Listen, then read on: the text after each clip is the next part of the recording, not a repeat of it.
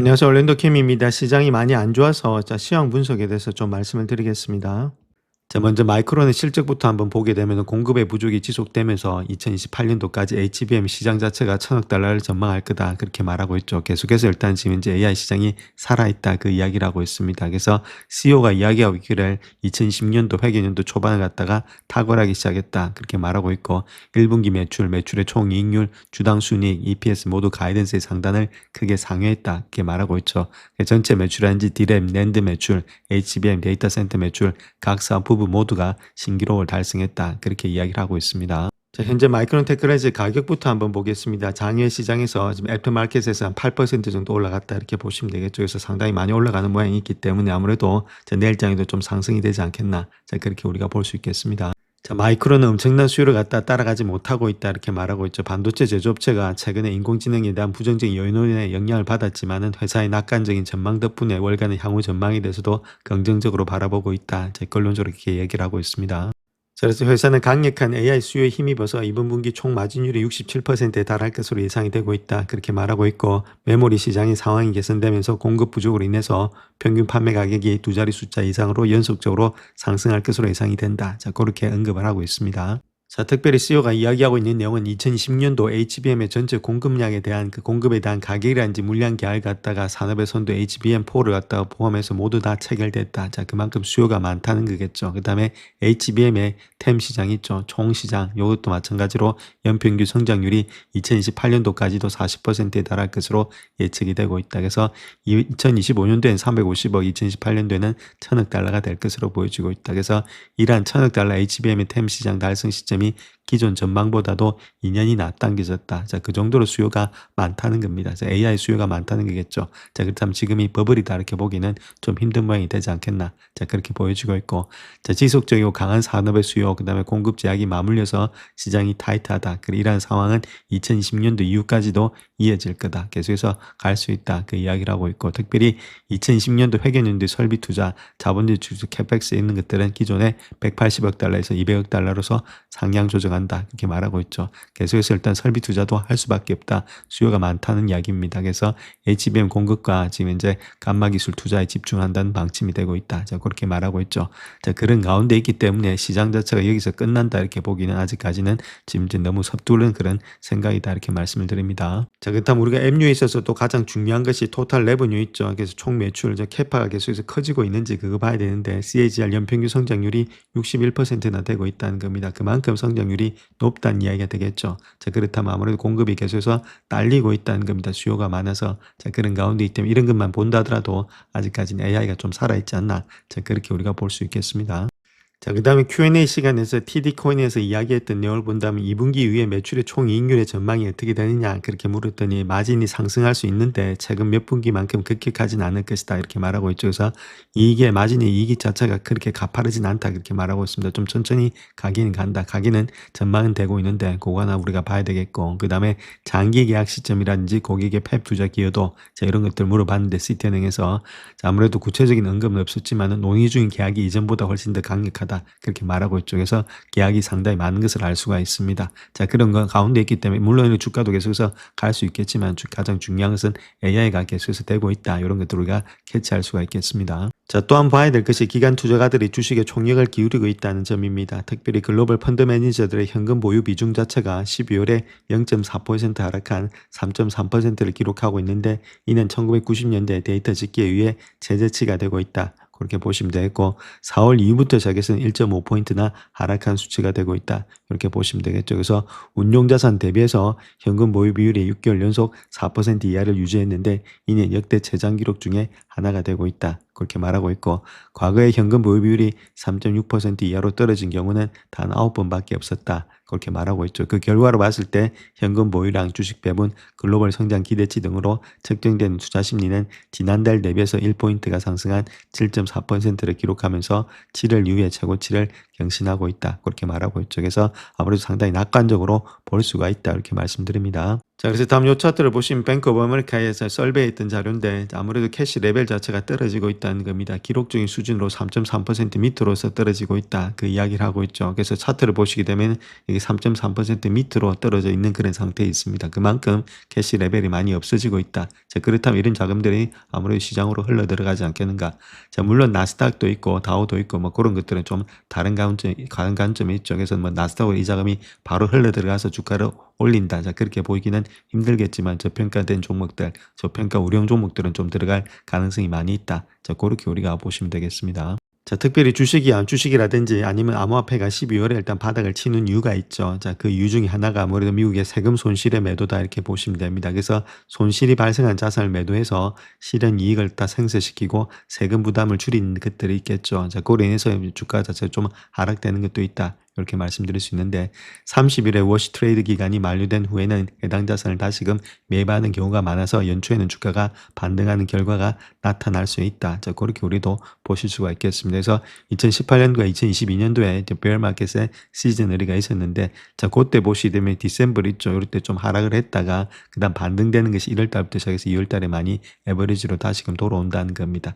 그래서 지금도 2025년도에도 자, 그런 현상이 좀 나타나지 않겠는가. 자, 그렇게 볼 수가 있겠죠. 그 다음에 다시금 주가가 반등되면서 올라오는 그런 모양이 나타날 수도 있다. 이렇게 보시면 되겠습니다. 그래서 이런 모양이 현재 모습이다. 이렇게 말씀을 드립니다. 자, 또한 트럼프가 나와서 유동성에 대해서도 또 많이 이야기를 하고 있습니다. 아무래도 미국 가정들이 2010년도 세금에서 1만 1,000달러에서 2만 달러를 절약할 수 있을 것이다. 그렇게 말하고 있고 내년 봄이 역대 최대 규모의 세금 환급의 시즌이 될 것이다. 그렇게 이야기하고 있죠. 자, 그렇다면 이런 것들 봐서 시중에 일단 자금도 많이 풀린다. 이렇게 보시면 되겠죠. 세금 환급도 받는 데다가 아무래도 절세가 되니까 그 나눈 돈으로서 시장에다가 돈이 들어올 수도 있다. 그래서 유동성도 계속해서 지금 공급이 된다. 이렇게 간접적으로 우리가 볼 수가 있겠습니다. 자, 그 다음 또 우리가 여기서 봐야 될 것이 세금 절감이란 말을 하고 있는데 자, 그것은 트럼프가 일단 가난한 사람들의 주머니 1,200달러 갖다가 사라지게 하고 부자들 지갑에 72,000달러를 꽂아준다 이렇게 보시면 되겠죠. 그래서 의회 예산국에서 분석했던 내용이 하위 10%는 연간 7,200달러 잃고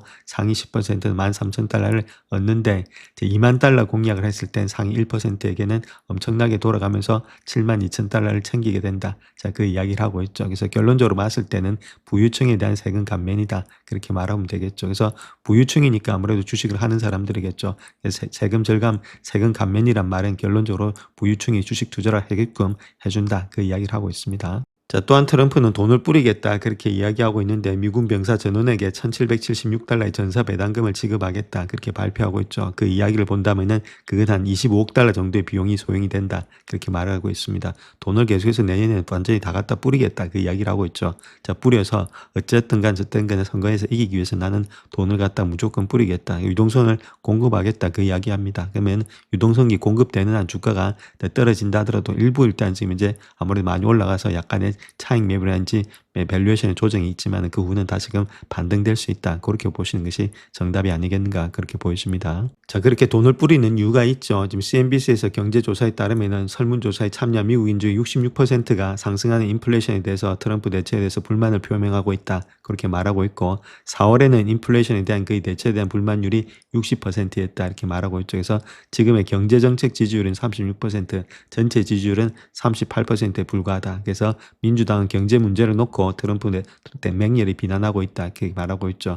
특별히 민주당의 지금 의원들이 주거비 부담 문제 이런 것들 가지고 이야기를 하고 있습니다. 자, 그런 가운데이기 때문에 이런 것들 갖다 타파하기 위해서는 돈을 뿌려서라도 어떻게든 자기 표를 가져와야 되니까 아무래도 계속해서 돈이 많이 유동성이 공급되지 않겠나. 자, 그렇게 볼 수가 있겠습니다. 자, 그 다음 또 트럼프가 이야기했던 내용은 아무래도 새로운 연준 의장은 금리 인하를 갖다 강력하게 지지할 거다. 자, 그렇게 말을 하고 있죠. 자기 뜻이 여기 다 반영이 된 거니까 계속해서 금리 인하하겠다. 그 뜻을 이야기를 하고 있습니다. 자, 그렇다면 우리가 방향성은 금리가 인하된다는 것은 급격하게 인하면 안 되고 천천히 된다면은 아무래도 주가 상승하는 데는 여지가 있다. 이렇게 우리가 보시면 됩니다. 자, 현재 강세장을 봤을 때는 P/E레이쇼 확대로서 시작이 됐다는 거죠. 밸류에이션 확대로 시작이 됐다는 겁니다. 그래서 주가가 거의 항상 실적 발표 전에 바닥을 치는 경향이 있다는 점을 고려해 볼 때는 일반적인 현상이었다. 자, 그런데 2025년도에는 실적이 수익률을 이끄는 주요 동력으로 부상했다는 거죠. 실적이 많았기 때문에 수익률 역시도 많이 올라갔다. 자, 이런 경쟁적인 신호가 되고 있고 그래서 2010년도 역시도 실적이 예상대로 실현이 된다면은 현재 시점에서 실적과 기업 가치가 거의 동등한 역할을 할 것으로 보여지고 있다. 자, 그렇게 이야기도 하고 있습니다. 자, 그래서 요 피델리티 자료를 한번 보실 것 같으면은 요거 자체는 P 레이쇼입니다. 2022년부터 시작해서 2015년도까지 그때 P 레이쇼죠. 여기서부터 시작해서 2022년도부터 시작해서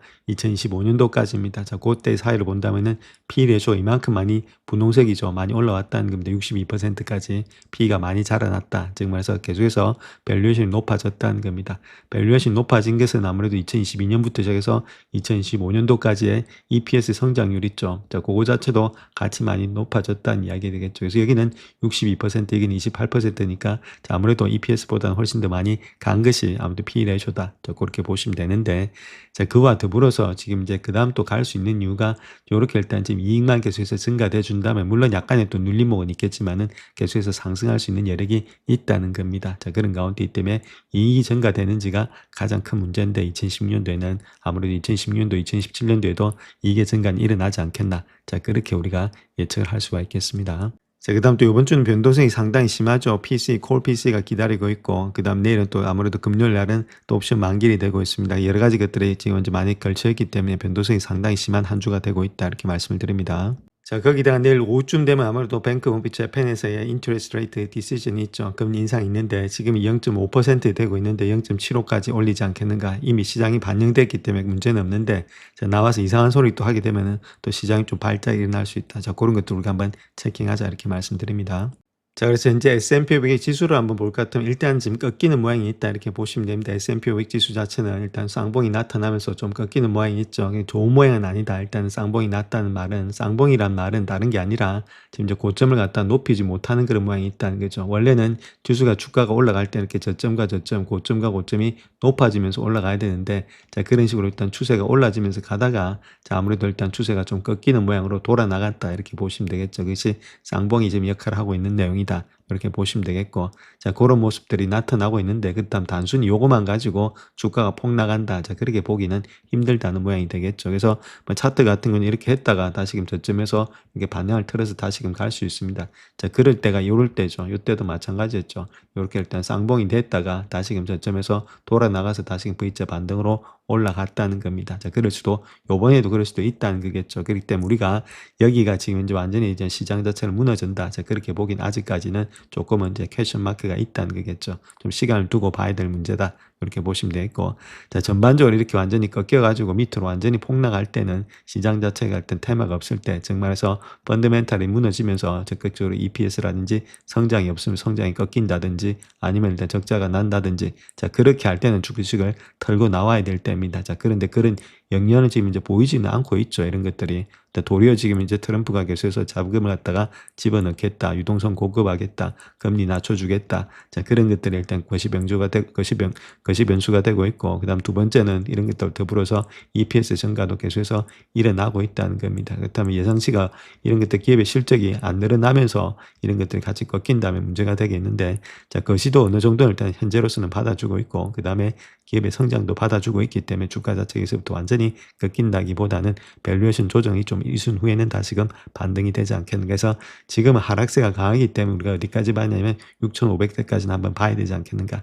200일선에 있어서 그 정도까지는 보면서 좀 내려온다면 다시금 주가는 또 반등되지 않겠는가. 자, 그렇게 보는 것이 정상이다 이렇게 말씀드릴 수 있겠고, 이게 완전히 깨지면서 주가가 내려간다. 자, 그렇게 현재로서는 보지는 않고 있습니다. 자, 그 중에서도 주가 하락의 원인이 되고 있는 것은 다른 것보다 나스닥 100 같은 거 있죠. 기술주 중심으로 지금 이제 내려오는 그런 입장이 있다. 이렇게 말씀을 드릴 수 있겠고, 자, 다우 같은 거는 뭐 그 정도까지는 꺾이지 않았죠. 아직도 21선 위에 있으니까. 그래서 지금 이제 상당히 안 좋은 것은 역시나 나스닥이 안 좋다. 그렇게 보시면 되겠고, 그와 더불어서 나스닥하고 같이 가고 있는 게 뭐 삭스 같은 거 있죠. 반도체 같은 것들도 역시나 좀 많이 꺾어져 있는 상태에 있다. 이렇게 보시면 됩니다. 그래서 이런 것들의 지금 주 종목들이 하락이 되고 있다. 이렇게 말씀을 드릴 수 있겠고, 자, 그와 더불어서 그런 종목들이 이제 가장 중요한 것이 엔비디아가 되겠죠. 그래서 엔비디아 같은 게 이제 헤드앤숄더가 나타나고 있다는 겁니다. 그래서 대부분의 종목들이 이렇게 헤드앤숄더 아니면은 지금 쌍봉으로 좀 꺾이는 모양이 있죠. 그래서 단기적으로 봤을 때는 일단 하락세가 조금 더 깊다 이렇게 보시면 됩니다. 그래서 이런 것들이 다시금 올라와서 뭐 쌍바닥을 치고서 올라간다든지 해야만이 주가가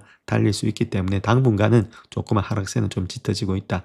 그렇게 말씀을 드릴 수 있겠고, 특별한 트리거가 나오지 않는 한 주가는 반등하기는 좀 힘들지 않겠는가, 시간이 좀 걸린다 이렇게 말씀 말씀을 드릴 수 있겠습니다. 그래서 그 시간이 걸리는데 저점을 갖다가 어느 정도 받쳐주는지 저점에서 다시금 반등이 일어나는지 우리가 한번 체킹을 해봐야 될 때다. 이렇게 말씀을 드릴 수 있겠죠. 그래서 조그만 하락세가 있을 수 있는데 자, 그 하락세가 완전히 꺾여진 하락세는 아니겠고 어느 정도 거기서 반등이 일어나야 되는데 반등이 계속해서 일어나는지 우리가 좀 관찰해야 될 때다. 저렇게 말씀을 드리겠습니다.